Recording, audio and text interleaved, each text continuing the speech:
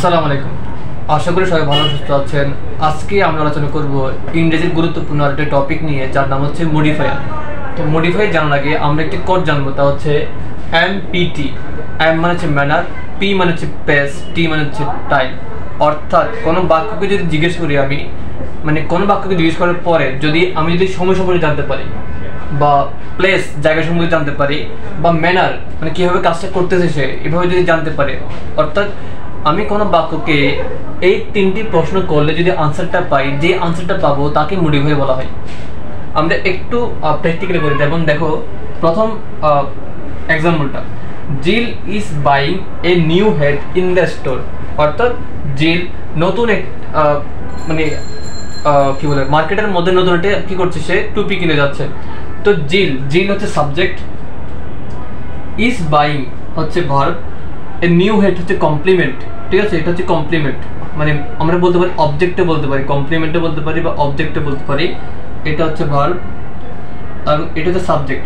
তো যখন কোনো বাক্যে যদি জিজ্ঞেস করে যে, যেমন তাকে জিজ্ঞেস করে, বাক্যটাকে জিজ্ঞেস করে যে জিল কোথায় গিয়েছিল নতুন টুপি কিনতে, তো গিয়েছিল প্লেস বোঝাচ্ছে।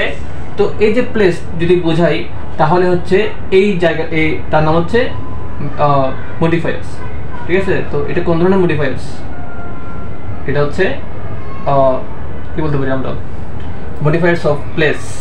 ঠিক আছে, মডিফায়ার্স অফ প্লেস। অর্থাৎ আমি শর্টকাটে তোমাদেরকে বলি, তা হচ্ছে যদি কোনো বাক্যকে জিজ্ঞেস করে, আমি যদি জাস্ট তিনটা যদি প্রশ্ন করে থাকে, যে ম্যানার, সে কীভাবে কাজটা করতেছে, দ্রুত করতেছে নাকি স্লো করতেছে, প্লেস সে কোথায় গিয়েছিল বা সে কোথায় কি করেছিল, যদি জায়গায় যদি জিজ্ঞেস করে, তাহলে আর হচ্ছে টাইম বা সময়।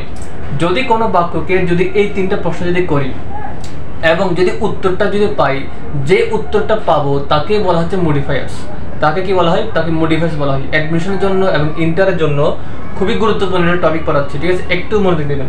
2 নম্বরে দেখি আমরা, George is cooking dinner tonight.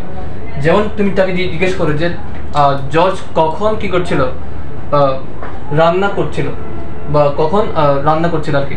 তো কখন, কখন মানে কি টাইম, কখন মানে আনসারটা কি পাচ্ছ, টুনাইট, আজকে, কখন, আজকে। তো এটা জানলাম যে এটা হচ্ছে modifiers of time, modifiers of time. তো এখানে দেখো, জর্জ হচ্ছে সাবজেক্ট এবং ইজ কুকিং হচ্ছে ভার্ব, এবং ডিনার মানে হচ্ছে কমপ্লিমেন্ট বা অবজেক্ট বলতে পারি আমরা। তো এখানে এগুলো দেখার বিষয় নেই, আমরা যা পড়াচ্ছি তা হচ্ছে মডিফায়ার্স।